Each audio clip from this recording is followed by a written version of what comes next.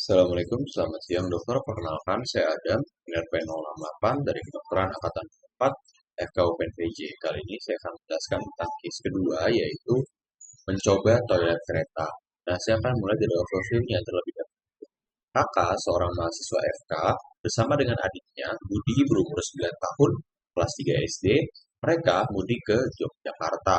Nah, di malam hari, di kereta, Budi terjaga karena ia menahan pipis. Nah, Budi bisa menahan pipis karena ada sebuah sphincter, sepasang sphincter yang bisa ditahan melalui sistem saraf somatik seperti itu, yaitu adalah sphincter urethrae externus. Nah, sphincter inilah yang dikontrol secara sadar oleh Budi untuk menahan agar ia tidak pipis atau urinasi seperti itu. Nah, kakaknya mengetahui dan akhirnya Budi diantar ke toilet. Karena tadi pas saat berbuka ia minum sangat banyak, ia pun pis banyak seperti itu. Nah, ketika sahur pipisnya sedikit karena ia memang tidak banyak minum. Nah, kakak di sini menasihatinya bahwa kebutuhan cairan seseorang itu dipengaruhi oleh usia dan juga berat badannya seperti itu. Nah, untuk kebutuhan cairan per hari sendiri 30 sampai 40 ml per kilogram berat badan per hari seperti itu. Oke, lalu saya akan bahas mulai dari basic science-nya. Secara anatominya, kasus ini berfokus pada sistem urinaria, yaitu terdiri dari renal, ureter, vesika urinaria, dan juga uretra, seperti itu. Nah, untuk renal sendiri, anatominya, dia merupakan organ sistem urinaria yang terletak di bagian inferior dari hepar, ya, mana dia terletak di regio lumbar dextra sinistra, seperti itu. Oke, nah, renal sendiri, dia di sini ada batas-batasnya, ada margo lateralis, margo medialis, dan juga di bagian superior inferiornya ini ada polus cranialis dan juga polus caudalis, seperti itu. Nah, di bagian polus cranial ini, selain dia berbatasan dengan hepar, dia juga berbatasan langsung dengan glandula suprarenal, seperti itu. Nah, lalu ini ada saluran ya, saluran yang cukup panjang, ini kita sebut sebagai ureter. Nah, ureter ini pada pria, dia panjangnya sekitar 17 cm. Sementara pada wanita itu hanya 4 cm saja. Kenapa? Karena di sini ureter pada pria tidak ada uterus, sementara pada wanita terdapat uterus, seperti itu. Nah, oke, di renal sendiri ya di sini ada banyak ya. Jadi dia ada beberapa bagian di dalamnya. Nah, ini yang bagian luar ini kita sebut sebagai cortex renalis. Dalamnya yang warna merah, yang seperti segitiga, itu kita sebut sebagai medulla renalis. Nah, dia ada basisnya yang berdekatan dengan cortex dan apexnya yang berdekatan dengan sebuah saluran kita sebut sebagai calyx. Nah, yang benar-benar berbatasan langsung dengan calyx ya, itu kita sebut sebagai papilla renalis itu. Nah, korteks ada yang menjorok sedikit ke dalam nih di antara medula. Itu kita sebut sebagai kolumna renalis. Seperti itu. Nah, pipa-pipa ini yang berbatasan dengan papilla renalis tadi kita sebut sebagai kalix. Kalix minor. Nah, kalix minor nanti dia akan bergabung menjadi satu pipa yang besar kita sebut sebagai kalix mayor. Nah, beberapa kalix mayor nanti dia akan bergabung menjadi satu lagi. Ya, satu pipa besar yang kita sebut sebagai pelvis renalis. Oke, pelvis renalis ini akan keluar ya melalui lubang yang kita sebut sebagai hilus renalis seperti itu, menuju ke ureter.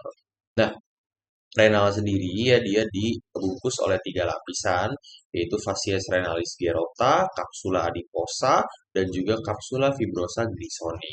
Dan si renal ini letaknya adalah retroperitoneal sehingga dia berada di sedikit posterior seperti itu ya. Oke.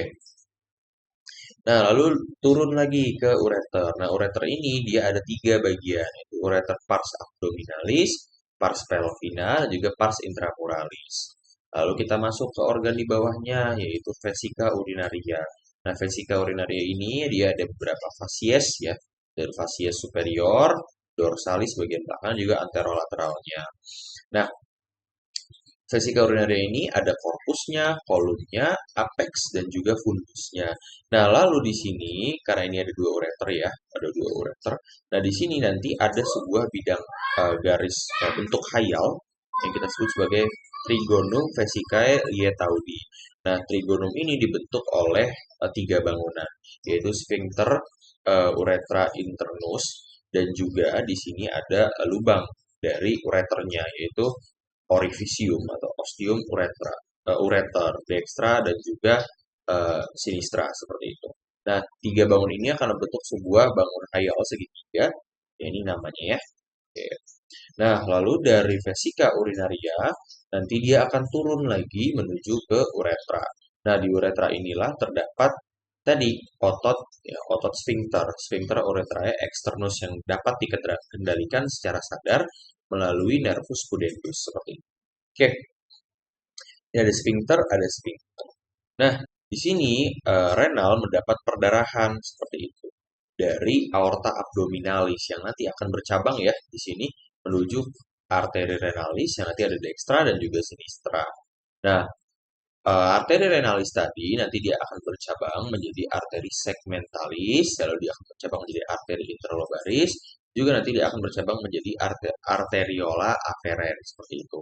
Arteriola afferens nanti dia akan menuju ke kapiler glomerulus. Nah, di kapiler glomerulus itu nanti dia akan menuju ke arteriola efferens. Nah, arteriola efferens itu nanti dia akan menuju ke kapiler peritobulbus, lalu menuju ke vasa recta, lalu dia akan menuju ke vena interlobaris seperti itu. Nah, dari vena interlobaris dia akan menuju ke vena renalis dextra sinistra, lalu dia akan menuju ke vena cava inferior. Ya, ini vena besar, arteri besar. Nah, untuk ureter ya, dia juga mendapat perdarahan dari arteri yang sama, yaitu arteri renalis dan vena renalis. Dia juga mendapatkan perdarahan dari arteri ovarica dan vena ovarica.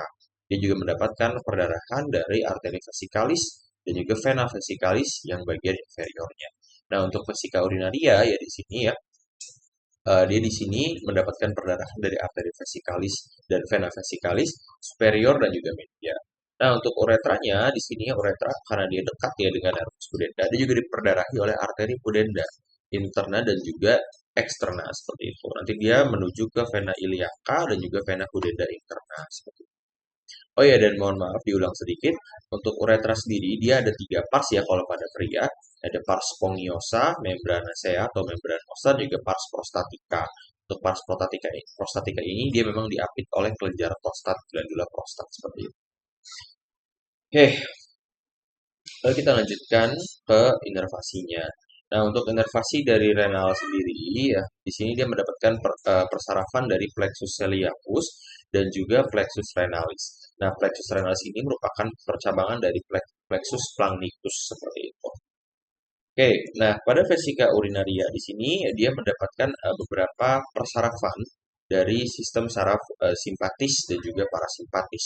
Untuk simpatisnya dia berasal dari apa itu namanya? Premotor, ganglia premotor seperti itu. Nah, untuk simpatisnya dia juga berasal dari nervus pudendus. Nah, untuk uretra dia dapat dari nervus pudendus juga seperti itu. Jadi dari plexus sakral dia akan menuju ke nervus pudendus untuk di uretranya. Oh ya, dan untuk vesika urinaria dia berasal dari plexus thoracolumbar seperti itu. Oke, itu untuk anatominya.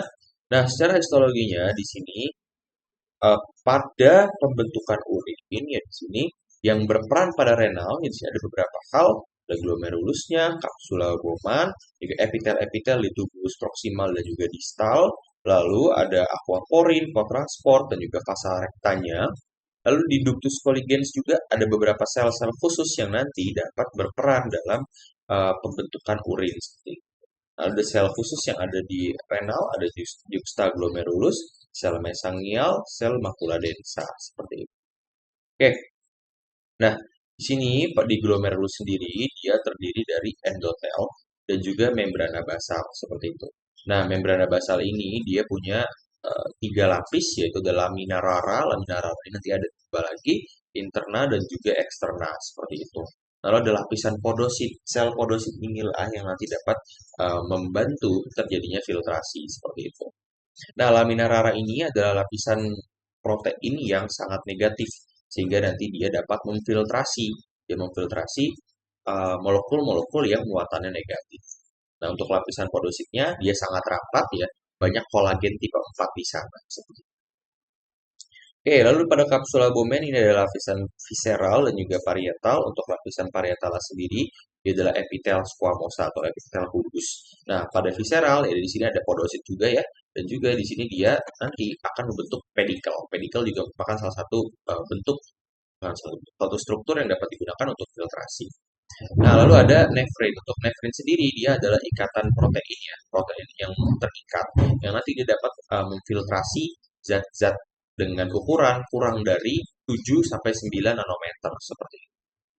Nah, pada tubulus contortus proximal dan juga distal, di sini ada epitel squamosa. Nah, untuk Ansa Henle-nya, di sini di Ansa Henle, dia dibagi dua ya. Ada yang descendants dan juga ascendants. Nah, pada descendants, dia banyak aquaporin seperti itu. Dia banyak aquaporin. Nah, sementara pada ascendants-nya, dia banyak kanal-kanal kotransport dari natrium, kalium, dan juga klorida seperti itu. Oke. Lalu ada juga sel-sel khusus di ductus colligens, yaitu sel interkalat A, B, dan juga sel prinsipal. Ini sel prinsipal, ini yang B, ini yang A. Nah, guna dari sel interkalat A dan B ini adalah mengatur keseimbangan elektrolit, mengatur keseimbangan asam basa di dalam darah seperti itu melalui pelepasan proton atau anion, proton dan anion seperti itu. Oke, protonnya ada H+, anionnya ada HCO3-. Oke, nah, sementara untuk sel prinsipal sendiri, nah si sel prinsipal ini dia dapat membantu untuk reabsorpsi air dengan membentuk aquaporin 2. Oke. Nah, lalu ada sel-sel khusus ya di sini ya, ada sel juxtaglomerulus. Sel juxtaglomerulus ini bisa menghasilkan renin yang nanti dapat berperan dalam sistem renin angiotensin aldosteron. Seperti itu. Nah, untuk sel mesangial dia dapat memfagosit protein-protein plasma yang terjebak pada nefrin seperti itu. Nah, sementara untuk sel makula densa sendiri, dia adalah sel pembentuk aparatus juxtaglomerulus seperti itu. Oke, si sel makula densa ini juga bisa menghasilkan adenosin dan juga PGI2-NO seperti itu. Dia nanti dapat berperan dalam autoregulasi. Nah, di ureter sendiri ya dia di sini ada tunica muscularisnya, ada longitudinal juga sirkular, ada tunica mucosa dan tunica adventitia. Di uretra ini ada pars prostatica di mana dia ada ductus dan juga utriculusnya. Lalu ada membranacea, di sini ada epitel ya, 3 jenis. Mohon maaf, bukan di sini, tapi di pars spongiosa epitel ada 3 jenis, berlapis silindris, pipih tanpa lapisan tanduk dan juga silindris semu seperti itu. Lalu pada vesika urinaria, dia punya epitel transisional, di mana kalau udah terisi urin, bentuknya bisa berubah seperti itu, agar si vesika urinaria ini bisa membesar ukurannya. Oke, nah sekarang kita akan lanjut ke fisiologinya. Nah, untuk fisiologi sendiri di sini pada pembentukan urin, intinya dia terdiri dari 3 proses utama, yaitu ada filtrasi, reabsorpsi, dan juga sekresi. Nah, sekresi ini ya nanti dia dibantu oleh proses mikturasi urinasi seperti itu. Oke, untuk filtrasi sendiri di sini kita mulai dari yang mudah-mudah dulu.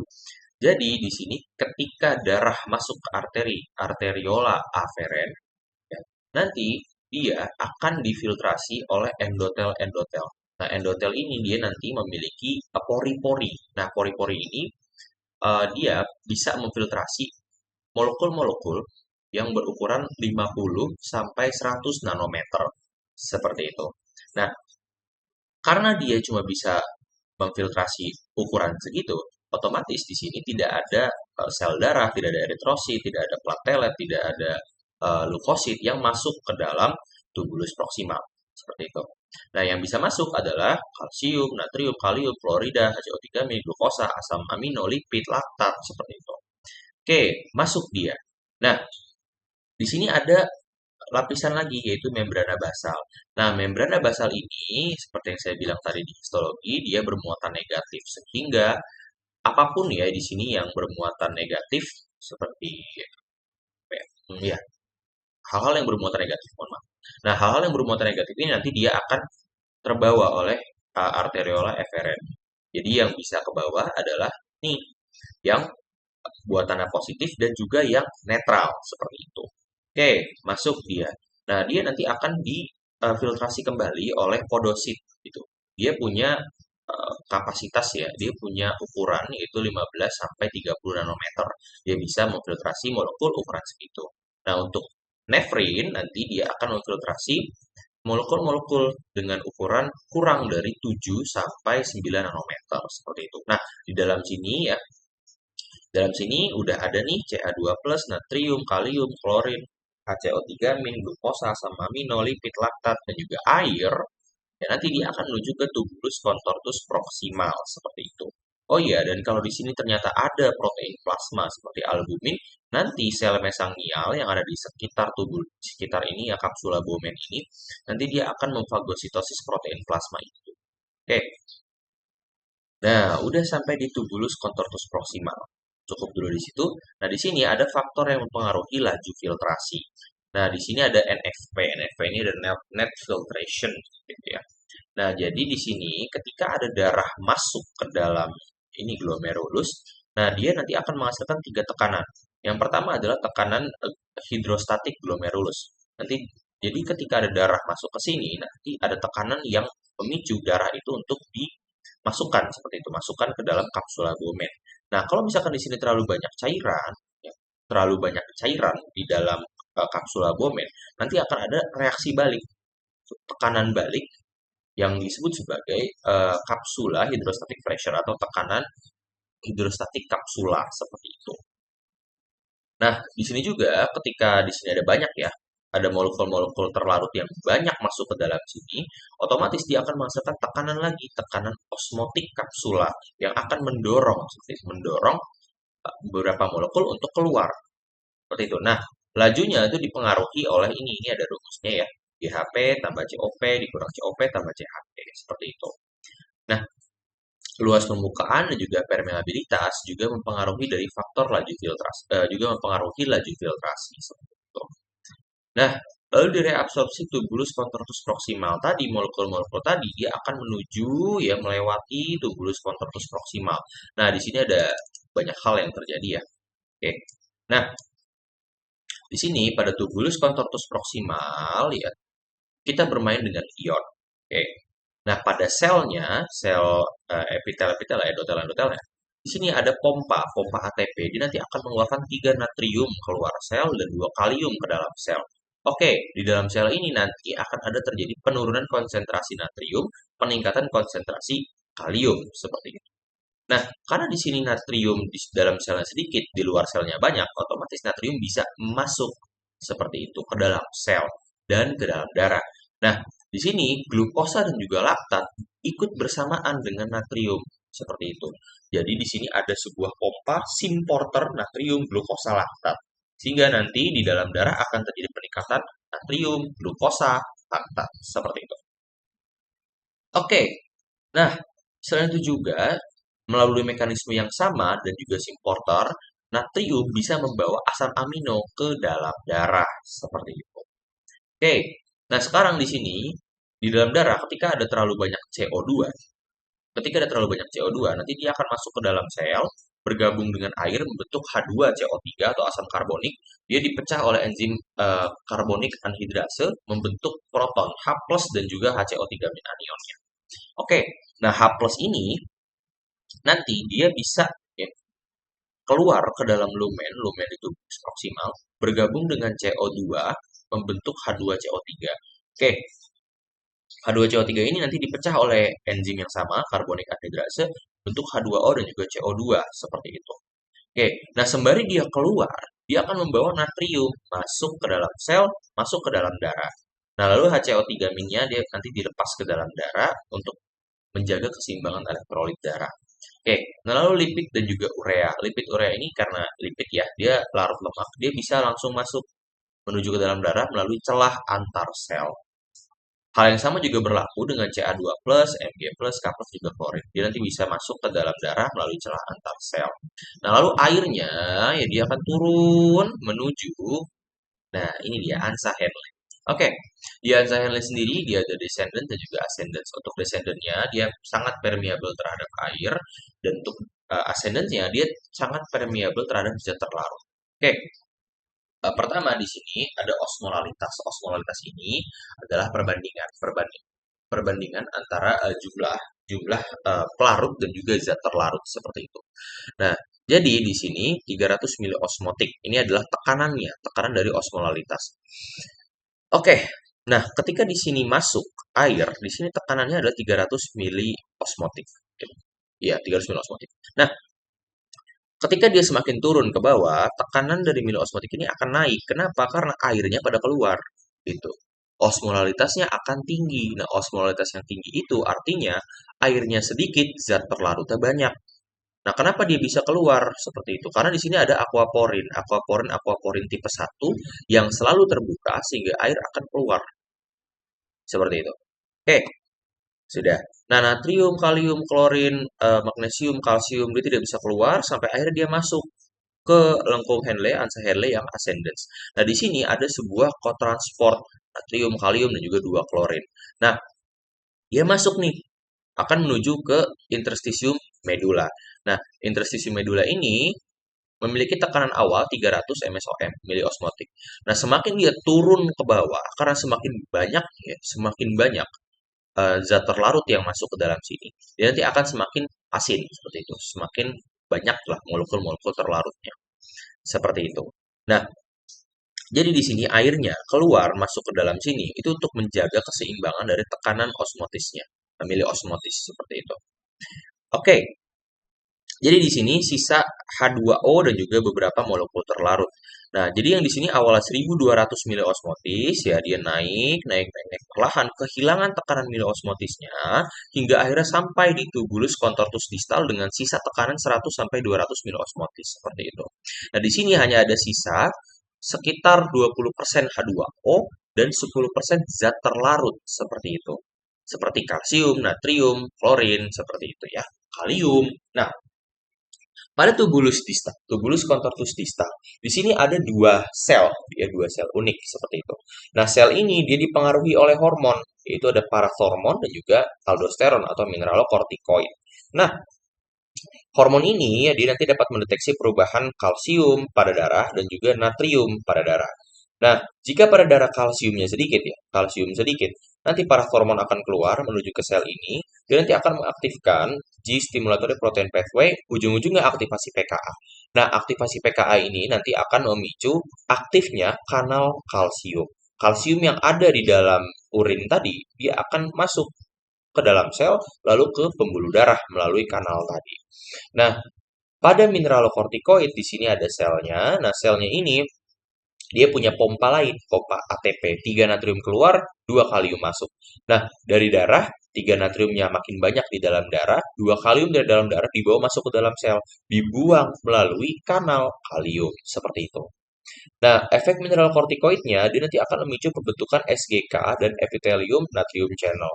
Nah, epithelium natrium channel ini nanti akan membawa natrium di dalam urin menuju ke dalam sel, lalu ke dalam darah. Sehingga efeknya akan ada hipokalsemia, mohon maaf bukan hipokalsemia, hiperkalsemia dan hipernatremia.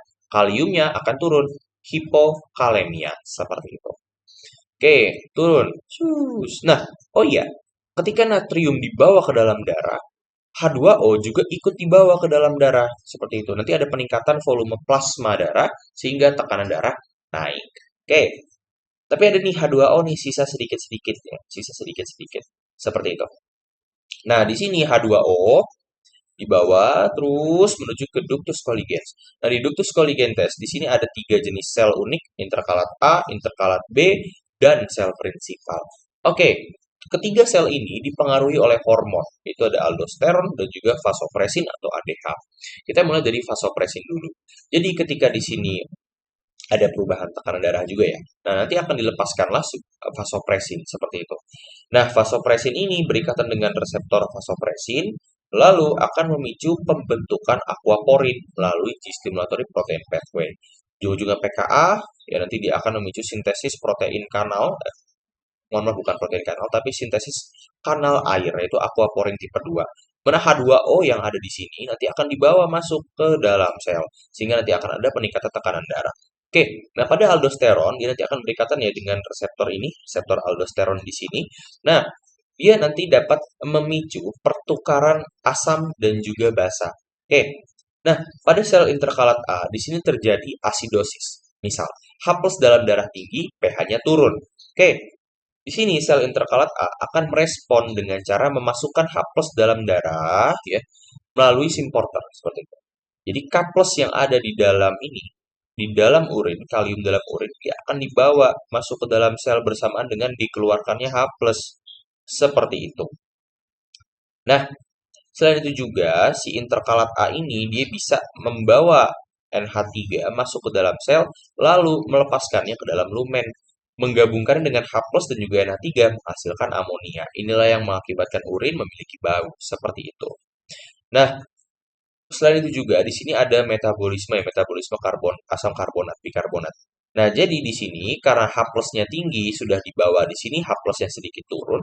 Bagaimana caranya untuk menaikkan pH dengan melepaskan anionnya yaitu HCO3- dilepas ke dalam darah, pH-nya naik seperti itu. Nah, ini keseimbangan elektrolit oleh interkalat A. Nah, kalau interkalat B kerjanya kebalikannya seperti itu. Jadi ketika di sini alkalosis H+-nya sedikit, pH-nya naik, yang terjadi adalah H+ dalam darah akan dibawa masuk ke dalam sel. H+ yang ada di dalam sel diambil dari lumen, dia akan dilepaskan ke dalam darah seperti itu. Nah, anionnya HCO3- yang ada di dalam sini nanti dia akan dilepas menuju ke dalam urin bikarbonat itu. Nah, jadi di sini H+-nya akan naik, pH-nya akan turun, menjaga homeostasis seperti itu. Oke, oh iya dan juga ini ada mekanisme fasa rekta ya. Mohon maaf tadi lupa kebahas. Oke, jadi pada si Ansa Henle yang ascendens ya di sini kan apa ini namanya? Gradiennya 1200 mol osmotik ya, tekanannya. Oke. Nah, di sini ketika ada banyak natrium dan juga klorin dia akan bergabung menjadi garam, natrium klorida. Nah, natrium klorida ini ya di sini ada tekanan yang osmotik 300. Nah, semakin dia ke bawah ya, semakin dia ke bawah, dia akan makin besar. Nah, natrium klorida ini ketika tekanan makin besar, dia bisa langsung masuk ke dalam fasa rekta. Nah, air H2O dia akan keluar seperti itu karena bagian di sini sangat asin. Nah, lalu di sini H2O-nya yang keluar tadi, dia bisa masuk lagi. Kenapa? Karena natrium kloridanya ketika sudah ada perubahan gradien, dia bisa masuk. Dia bisa keluar ke dalam medula, interstisium medulanya, dan memicu H2O untuk masuk kembali ke dalam fasa rekta. Nah, gunanya mekanisme ini apa? Untuk menjaga agar tubuh kita tidak langsung kehilangan banyak garam. Seperti itu. Oke, nah, sekarang di sini sudah tadi ya pembentukannya. Oh ya dan juga di sini ada urea. Urea di sini juga bisa direabsorpsi pada ductus colligens. Nah, direabsorpsinya urea ini nanti dapat membantu proses filtrasi dan juga reabsorpsi pada kapsula Bowman dan juga pada tubulus contortus proximal seperti itu. Oke, nah sekarang kita lanjut lagi ke proses ini ya, mikturasi. Nah, jadi apa yang terjadi ketika vesika urinaria kita itu penuh? Jadi ketika vesika urinaria itu penuh, nanti dia dapat mengaktifkan reseptor-reseptor tekanan seperti itu. Nah, reseptor tekanan ini nanti akan meneruskan impulsnya melalui serat saraf aferen ya menuju ke plexus sakral seperti itu. Plexus sakral dengan sakral 2, 3, 4 gitu ya, S2, S3, S4. Oke, nah ketika dia bersinaps di sini, dia nanti akan masuk naik ke atas menuju ke plexus thoracolumbar. Oke, di plexus thoracolumbar nanti dia akan melepaskan impuls ya, melepaskan impuls bersinaps dulu di ganglia, lalu dia akan menuju ke sini ada dua reseptor ya, reseptor yang ada di musculus detrusor dan juga di sphincter ureter internus seperti itu. Nah, normalnya sphincter ureter internus ketika tidak dalam keadaan penuh, dia akan berkontraksi. Oke, nah ketika di sini ada impuls, dilepaskanlah sebuah neurotransmit norepinefrin, lalu dia akan memicu sphincter ureter internusnya untuk relaksasi. Nah, untuk musculus detrusornya, mohon maaf ini harusnya kontraksi. Jadi musculus detrusor menekan sehingga urin itu akan tertekan keluar. Nah, sphincter ureter internusnya dia akan berelaksasi membiarkan urin yang ditekan tadi masuk menuju ke uretra. Seperti itu. Oke, itu mekanisme pertama. Selain itu juga di sini dari plexus thoracolumbar dia akan menuju ke pons. Khususnya adalah di pusat penyimpan bukan pusat mikturasi dari pons gitu ya. Nah, di pusat mikturasi ini dia nanti akan mengirimkan sinyal turun ke bawah, mengirimkan sinyal turun ke bawah melalui nervus pudendus ya di plexus sacralis menuju ke nervus pudendus. Dia nanti akan membuat sphincter ureter externusnya ya berelaksasi seperti itu. Berelaksasi kalau kalau di sini sudah waktu yang tepat dan berkontraksi kalau belum waktunya. Nah, bagaimana menentukan waktu yang tepat atau belum? Jadi di pons ini juga akan bersinaps dengan neuron di korteks cerebral. Seperti itu. Di korteks cerebral nanti dia bisa mengirimkan sinyal kembali kepada pons, khususnya di pusat urinasi ya, pusat urinasi, mikturasi. Nah, melalui mekanisme yang sama, dia nanti dapat mengubah nih yang awalnya dia memicu relaksasi pada sphincter ureter externus, dia juga dapat memicu konstriksi pada sphincter ureter externusnya. Konstriksi ketika dirasa waktunya tidak tepat, relaksasi ketika dirasa waktunya sudah tepat oleh korteks cerebral. Seperti itu. Oke, lalu di sini ada indikator urin ya. Di sini ada kuning muda, kuning, kuning pekat, kuning kecoklatan, merah dan warna lain. Nah, untuk kuning muda sendiri berarti di sini seseorang sudah terhidrasi dengan cukup. Untuk kuning berarti dia sudah cukup tapi dibutuhkan lebih banyak air dianjurkan. Untuk kuning pekat sudah mulai mengalami dehidrasi ringan, silakan untuk minum lebih banyak air. Nah, untuk kuning kecoklatan ini sudah dehidrasi berat ya. Berarti di sini sudah ada Berarti di sini air di dalam ginjal itu sudah sedikit. Nah, lalu untuk merah dan juga warna lain ini biasanya berkaitan dengan kondisi patologis. Untuk merah bisa saja ada eritrosit seperti itu. Ada eritrosit yang tidak terfiltrasi dan justru malah masuk ke dalam urin. Untuk warna-warna lain ini biasanya berkaitan dengan penyakit-penyakit. Bisa pada hepatitis ya atau sirosis hati. Baik, sekian dari saya. Terima kasih. Mohon maaf jika ada kesalahan atau kekurangan.